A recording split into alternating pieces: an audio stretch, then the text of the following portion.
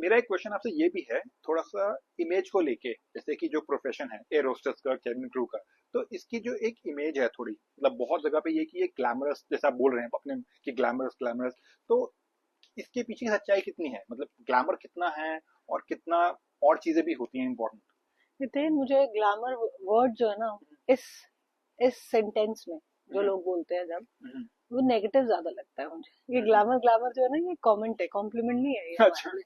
तो मुझे ऐसा लगता है कि लोग लोग भी, और मैं कहूंगी जब तक मैं क्रू नहीं थी तो मेरे आसपास के लोग, बीट माई फैमिली मेंबर्स और बीट माई फ्रेंड्स, उन सबको ऐसे लगता था कि ये वहां जाते हैं, मेकअप करते हैं, पैसे लेके आते हैं अपने लिए बहुत सारे, घूम के आ जाते हैं। ऐसे ही होता है ना, क्या लगता है? नॉर्मल अगर कुछ लगता होगा, ऐसा है। ये एक रीजन है, बट ये पूरा डिफाइन नहीं करता हमारी जॉब को, क्योंकि वहाँ इतनी मेहनत है। आप 24-24 घंटे कभी कभी एक फ्लाइट पे होते हो, और अगर डिले हो जाता है किसी भी रीजन से, आप ऑन बोर्ड हो, कितने घंटों तक आप लगे रहते हो उसी चीज में। आपको आपको ये नहीं कहते कि एक काम करो, अब आपका फ्लाइट ना आज नहीं जा रही है, आप घर जाओ, ऐसा नहीं होता।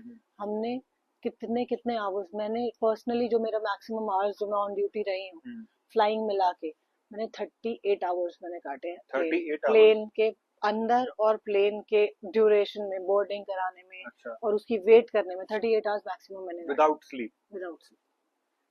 ये तो थोड़ा सा। सुबह 4 बजे उठ के भी गए हैं। हमेशा नहीं होता था कि हाँ 12 बजे कोई सो के 4 बजे उठ के जा सकता है। आप अकेले पैसेंजर नहीं हो जो 2 घंटे पहले जा रहे हो, हम 5-5 घंटे पहले आए थे। फ्लाइट बाद में शुरू होती है, टेक ऑफ बाद में होता है, हमारा काम 5 घंटे पहले शुरू हो जाता है। तो ये आप 2 घंटे बाद उतर के चले जाते हो, इंडिया में अगर फ्लाई कर रहे हो आप 2 घंटे में उतर के चले जाते हो। हम 5 घंटे पहले से काम कर रहे हैं, 2 घंटे ही हो गए। अब एक और फ्लाइट करनी है शायद, और शायद 3 फ्लाइटें और करनी है। एक दिन में 3 फ्लाइट है? 4 भी होती है। 4 भी होती हैं? तो ये आपके लिए जो काम है ना, वो हमारे लिए काम है बहुत सारा।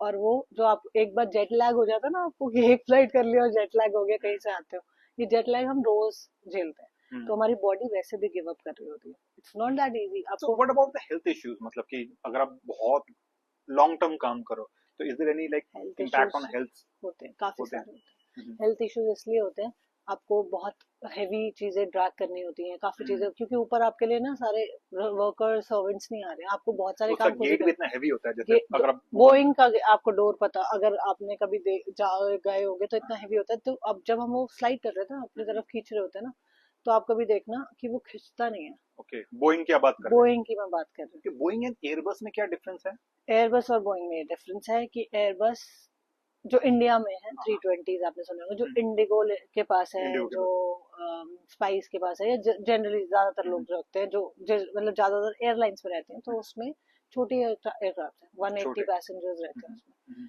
जो बोइंग है वो अलग अलग है, बोइंग में भी ज्यादा इंटरनेशनल। इंटरनेशनल जाते हैं। पहली बात तो बहुत पावरफुल होते हैं वो, इसलिए बाहर जाते हैं। और 300 to 500 उसमें लोग आ जाते हैं। इनफैक्ट बहुत सारे बड़े बड़े भी बन गए हैं, बाहर की कंट्रीज में हो गए, तो काफी पैसेंजर वो कैरी कर सकते हैं, और उतना ही ज्यादा क्रू जाता है। डोमेस्टिक में आप लोगे तो एक में 4 या 5 में हो जाता है। 4-5 क्रू प्लस 2 पायलट। 2 पायलट, उसमें 4 तो पायलट चाहिए चाहिए, ताकि 2 आधे टाइम रहेंगे, आधे टाइम 2 रहेंगे, क्योंकि उनका ज्यादा मेजर रोल है टू सेव द लाइफ। क्योंकि ऐसे स्ट्रेट वो 14-15 घंटे उनसे काम नहीं करा सकते ना, उनको नींद आ गई, कुछ हो गया, तो वो उनके हेल्थ ज्यादा इंपॉर्टेंट है हमारे से।